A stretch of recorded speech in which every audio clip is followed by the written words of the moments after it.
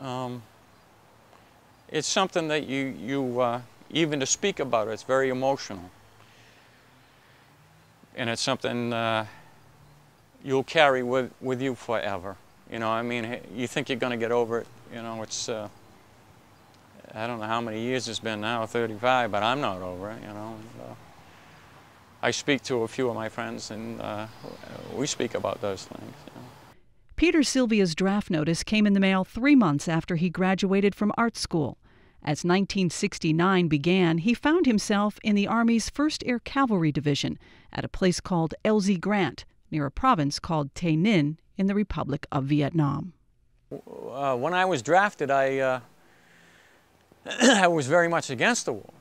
I was against the war for every reason that there was. It was it was stupid on all accounts. It was sheer. The only thing you worried about was fighting and getting killed. The rest of the stuff you can put up with. I mean, you can complain about it, the rain and you can the heat, but that was not a problem when you think back on it. I mean, it must have been tough carrying 100 pounds on your back and going through that heat and everything else. But there was about 85 guys in a line company in Vietnam. And in that time at Grant, at LZ Grant, from say mid-February until mid-June,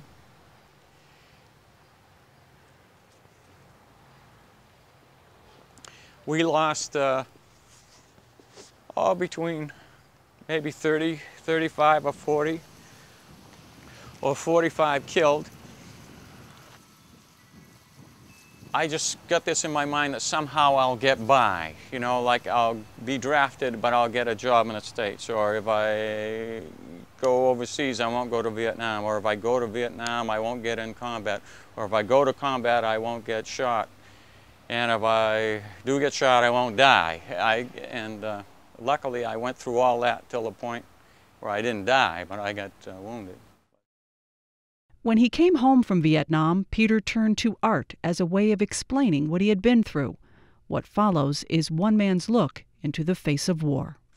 I wanted to show people that, I guess what they see about war, no matter what has been written or shown or you see on TV, that's not war.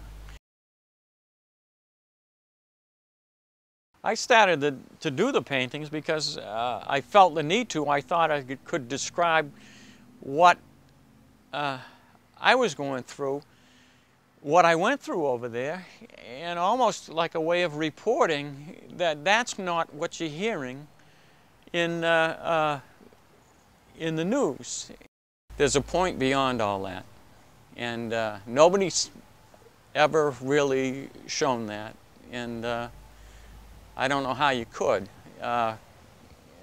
If you could, they should make the legislature look at it every day. These things showed up. They were at my parents' house. When I cleaned out the cellar, I found them, and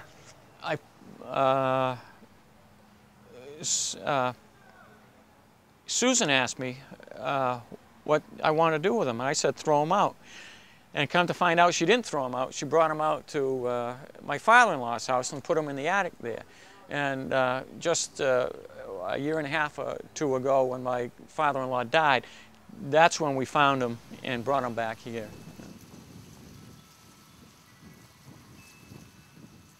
The tank had knocked the top off of this bunker.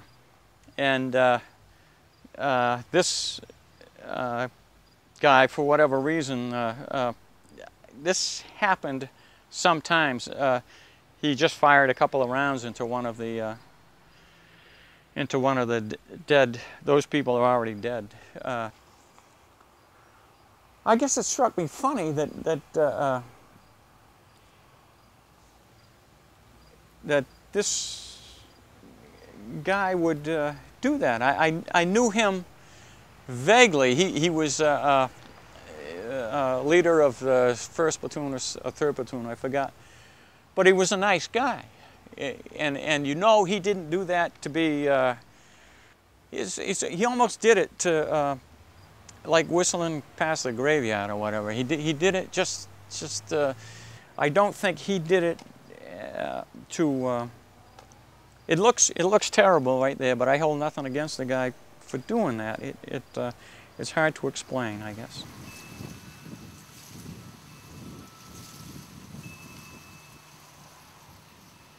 I mean, this poor guy, I think, thought very much like I did. Somehow I'll make it through, somehow I'll get by.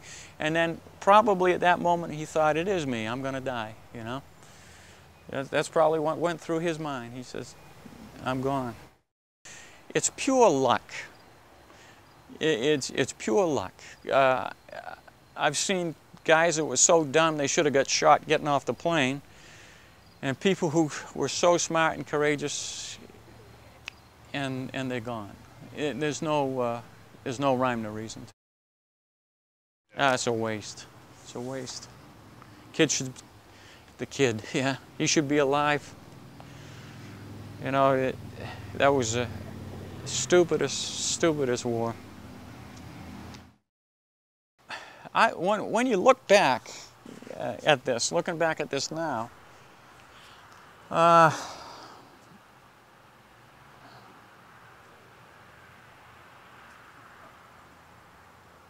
just don't know what to say. It was just one of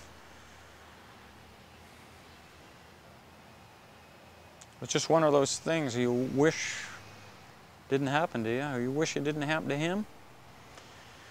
Wish it didn't happen to the country. And I don't even remember his name.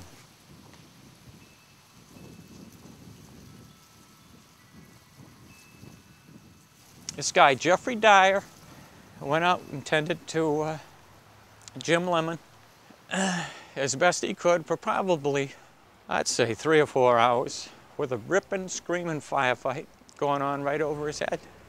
When they came back, you know, after all that, he was killed. I forget how many we lost that day. Well, I took one comfort from all that I never saw a man put his life on the line to kill anybody, only to save somebody. As far as the people who went in it and died or lost arms and legs, my heart goes out to them, and whether they don't share my view of the war or not, I share a bond with them.